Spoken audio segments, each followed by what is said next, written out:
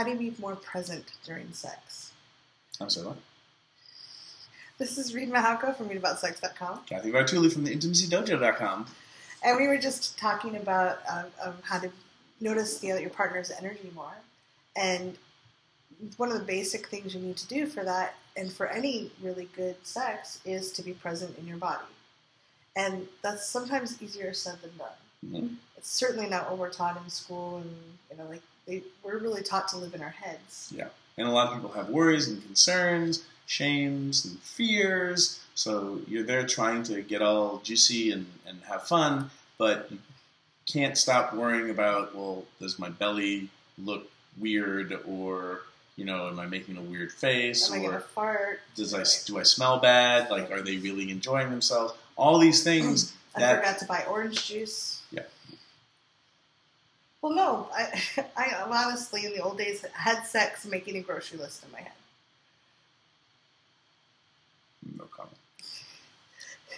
So the question is, what are the things that you can do to practice and foster the ability to get out of your head and into your body, and also be in your body and with your partner in ways where you can also be having more fun and tuning into them more, which is often more hot for the other person. Yes. Having sex or playing in non-sexual, sensual ways with people who are paying attention to you and having fun and feeling more pleasure, way more fun. Yeah. So what is your advice, Cathy? Well, first of all, just realizing that everybody has the chatter in our heads. Reid calls them hamsters, and I think it's a great analogy that you have hamsters running around squeaking.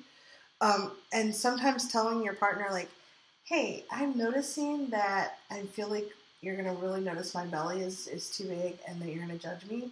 Just saying out loud, as scary as that is, like after you do it a few times, it's like, oh, okay. Just getting it out, and maybe even saying, could you look right now? So I want to be present with you. I mean, it sounds corny, but it can be a really good way, like going, okay, that's out of the way. At least I've taken that out. And an example for me is at my tender age, I can't always get an erection when I would like one. If I don't tell, and it's obvious I do not have a hard-on, but it's really helpful if I just say, just so we all know, I'm not getting it up right now. I just need to say it to get out of my head, rather than trying to keep it like some secret that sends me into a shame spiral. Much more useful and gives me more access to calm the squeaky wheels that the hamsters are running on in my head, so that then I can actually be more present. Yeah. And for anyone who meditates, it actually can be a form of meditation. Like, okay, damn it, I forgot to get the kids' homework together.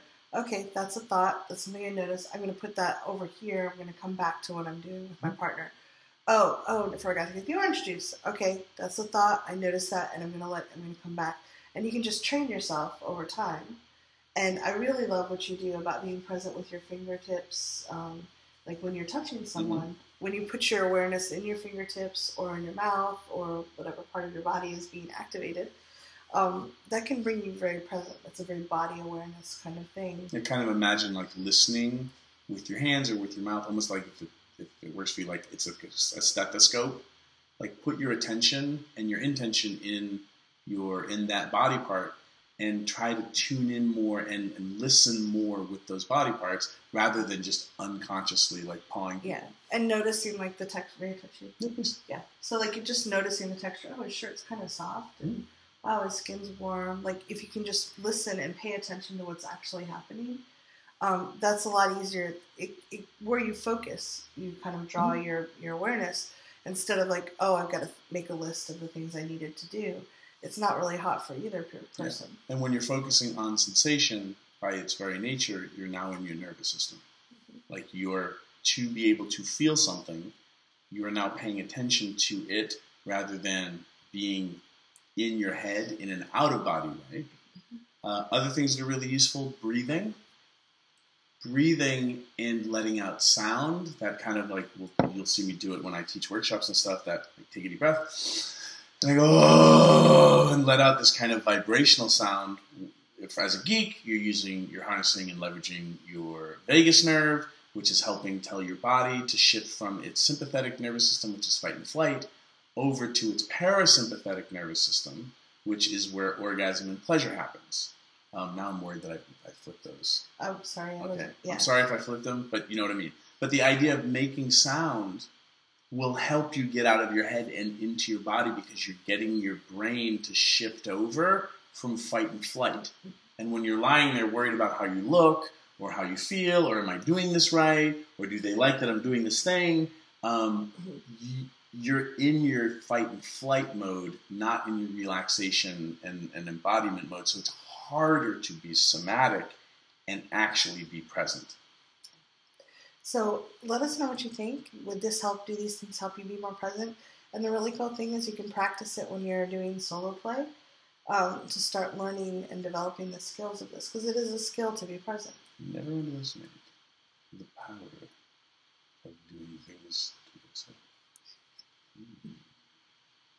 Leave a comment, hit subscribe, watch more videos. Thanks for tuning in, Sex Geek. If you would like to continue with the brain sex, do me a favor and click subscribe right here. If you'd like to watch me on social media, that's where you're going to go. Next video, maybe? And if you really would like your own Sex Geek t-shirt, please click right here, right now. Boop.